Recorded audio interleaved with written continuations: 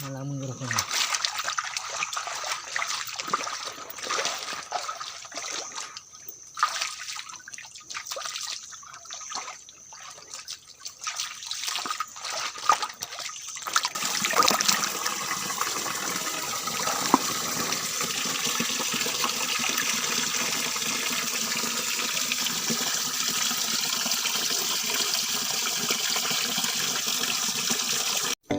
สบายดีพ่อแม่พี่น้องหมดสุขูสุคนพี่น้ำบ่อใส่เส้นเก่าเส้นเคยวันนี้จะบ่อใส่จะพามาเฮ็ดคือเก่าทุกคนนี่มาเฮ็ดหินบ้านเฮานี่แหละนี่เฮ็ดแล้วนี่ดอกหนึ่งเอาโทรศัพท์นี่ทุกคนนี่มันนี่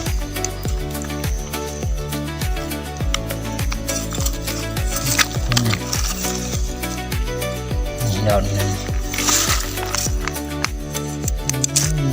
ม่วนเลยคนให้พี่ให้น้องมาหาน้ำกันทุกคนม่วนคักเลยนี่ทุกคนนี่ออกจุ๊บอยู่มูลงาม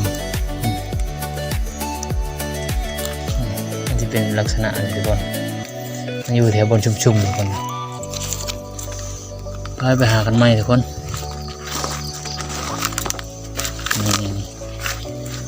นี่คนนี่เห็นไหมนี่เพื่อนเห็นหน้างัวบ่เนี่ยทุกคนดอกนี้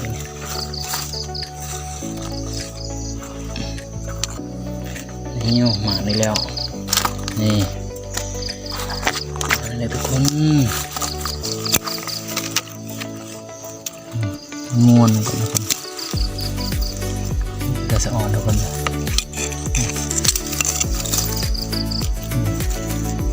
นี่โมเมนต์ทุกคน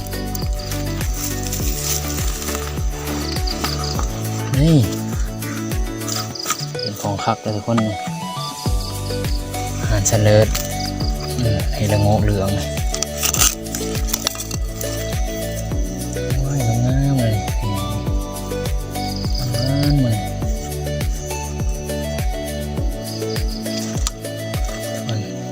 จะเอาหินออกก็ทุกคนเห็นได้เรื่อยๆมันเลยทั้ง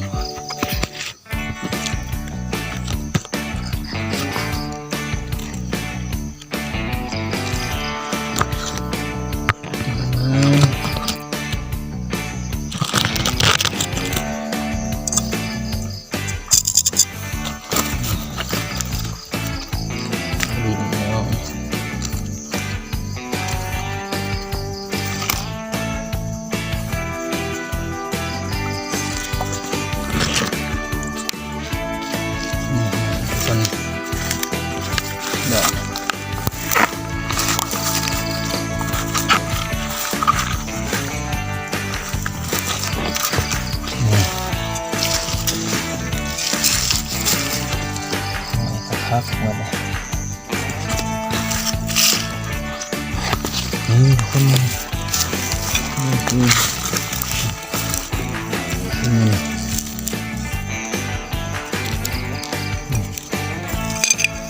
จืดเหมือนกัน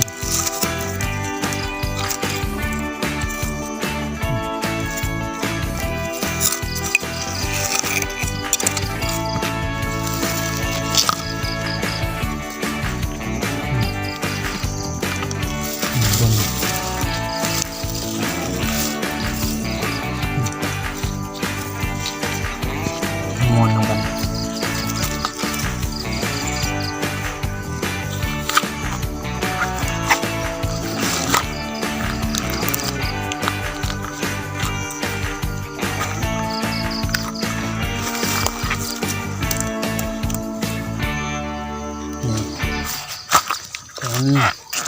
มันหมดเลย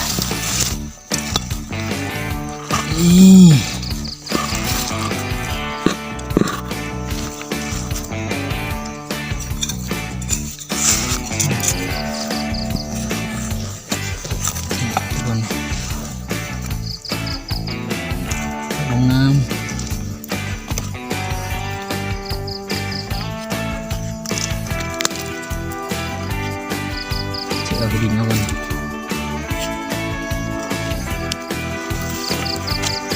แล้วทุกคนเคยแล้ว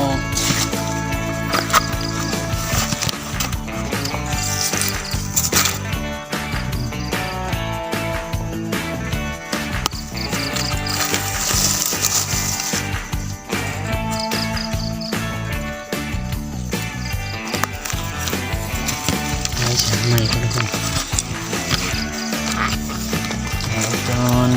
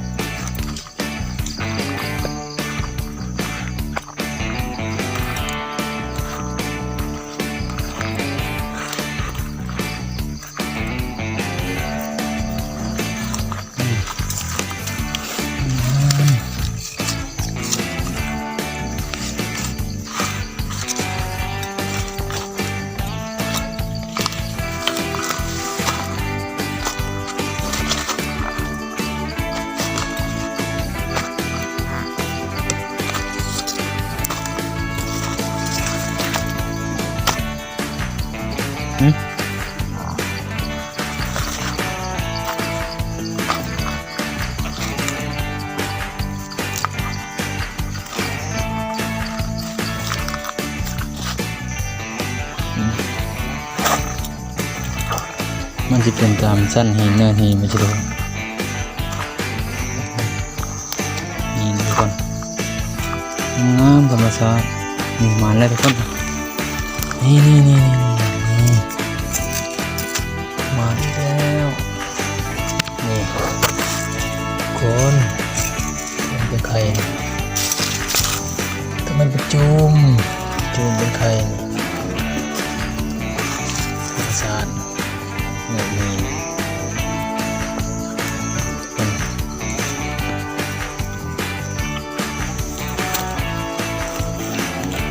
เป็นห้วยเป็นโค้ง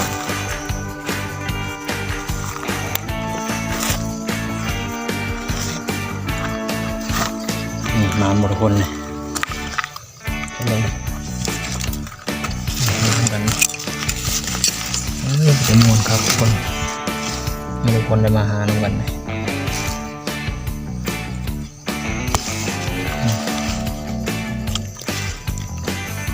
ทุกคน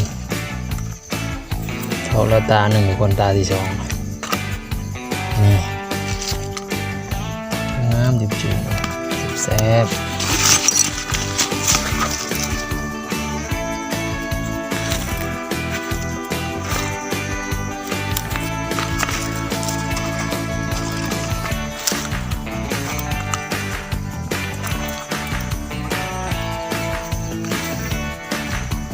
คนมาแล้วเนี่ยอีกแล้วนี่วันนี้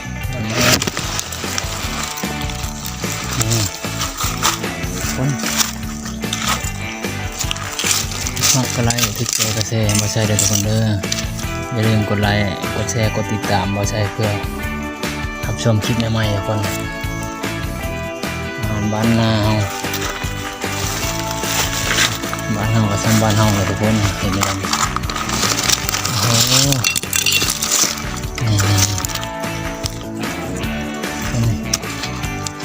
มานั่งกันเลยมันจะอยู่เป็นบนดินชุ่มๆทุกคนจะเงาน้อยๆมาอยู่เลยทุกคน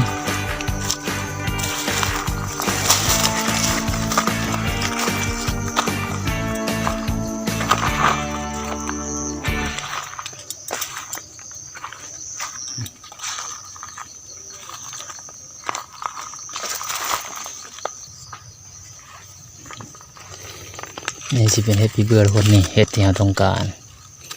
เห็ดที่เราต้องการนี่เห็ดที่เราต้องการใช้กระตางามนี่เห็ดบ่ต้องการนั่นเห็ดปีเบื่อไปทุกคนมันคือเก่าบ่ลาย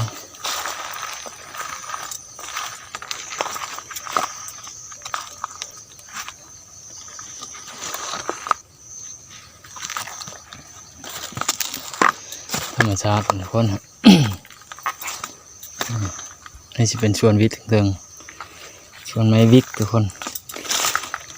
นี่ทำมาอีกแล้วทุกคนมาอีกแล้วนี่มาอีกแล้วเห็ดหินบ้านเฮามันม้วนนำกันทุกคนนี่มาทักลายเห็ดทุกคนเลย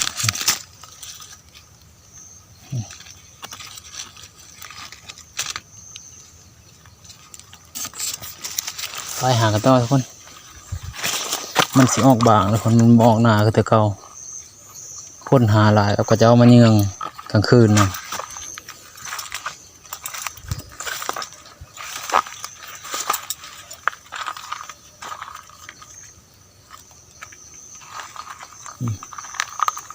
ลักษณะของเห็ดมันออกทุกคนฝนตกน้ำมันจะไหลลงตามเลยทุกคนนี่เขาคือสีมาเลยทุกคนเขาคือสีมานึกแล้วมานบักคักเลยทุกคนนี่ลักษณะมันออกเห็นบ่นี่พี่น้องนี่เขาก็จิ้มเอานี่เห็นบ่นี่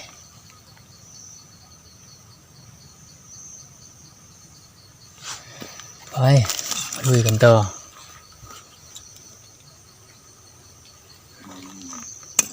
นี่มาเลยทุกคนพออีกแล้วพออีกแล้วนี่ทุกคนนี่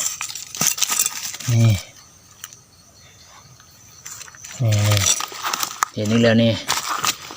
โอ้ยมันหมดนี่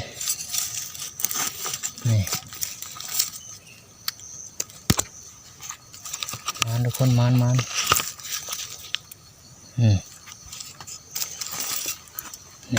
คนนี่ดอกจุ่มบางไงเบลอเลยนี่โอ้ยมันบักคัก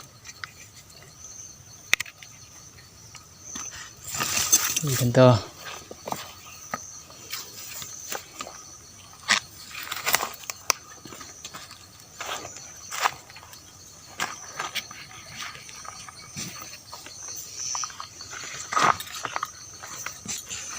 นี่คนมันอีกแล้วนี่มันคือเก่านี่มันคือเก่า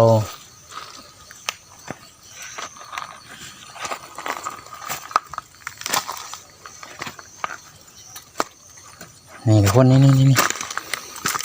ร็วนี่โอ้โหมันเอา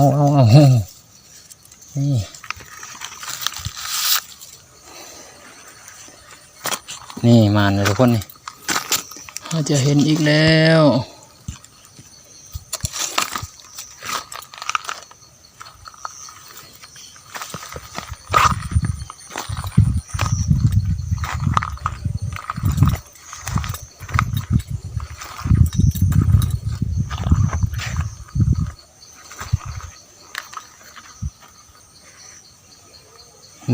เชียงงัวควายทุกคนนี่มาแล้วทุกคนมันแล้วมันอีกแล้วนี่เห็นบนนี่สเกเห็นบนนี่จิจะนี่มาจีมาเลยนี่เชียงงัวควายทุกคนโอ้ยตกแล้วใส่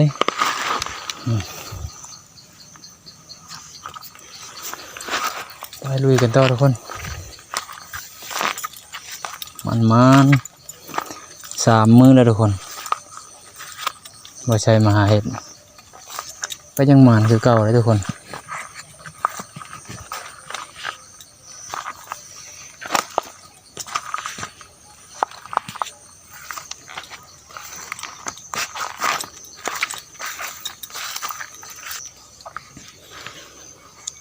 นี่ทุกคนมาอีกแล้วทุกคนนี่มาใส่มาอีกแล้ว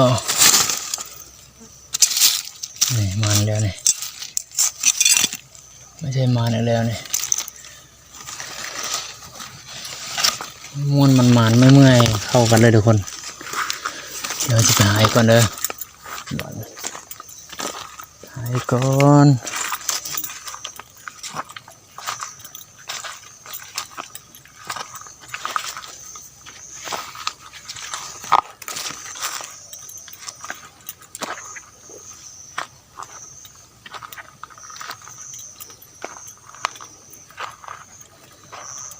เดี๋ยวนี้มันก็จะออกเลยทุกคนคือแนวดินมันชุ่มเลยทุกคน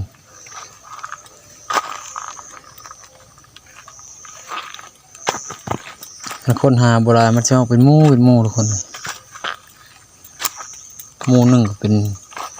6-7 ดอก6-7 จูมเลยทุกคนม่วนนะเมื่อยแต่ว่าม่วน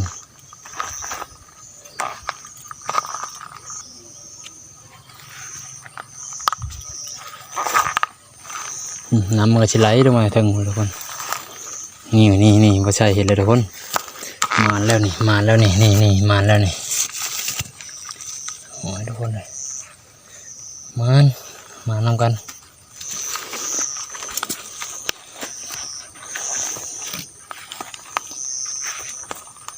สำหรับผู้ใดมักหาเห็ดเนาะทุกคนเนาะจะหูสึกจะหูดีทุกคนรู้สึกมันม่วน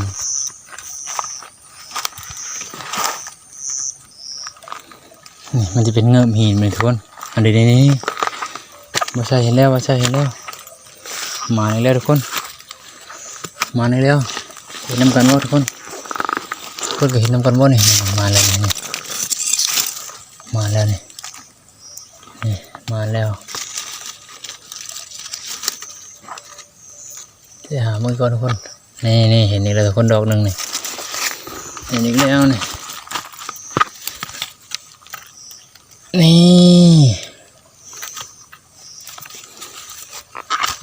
เดี๋ยวหายก่อนเด้อทุกคนเด้อนี่เห็นด้วยทุกคนเห็นอีกแล้วมันจะอยู่เป็นนี่ทุกคน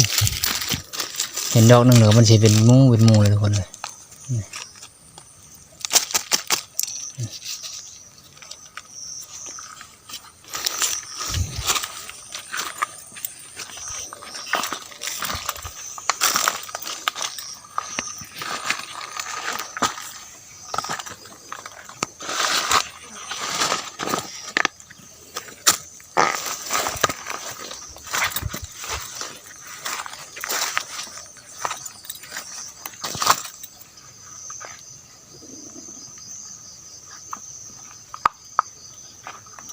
มันทุกคนมันเลยนี่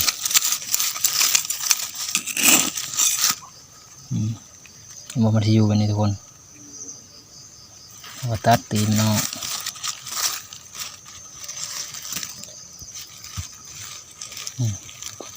ถ้าน้องตีนทุกคน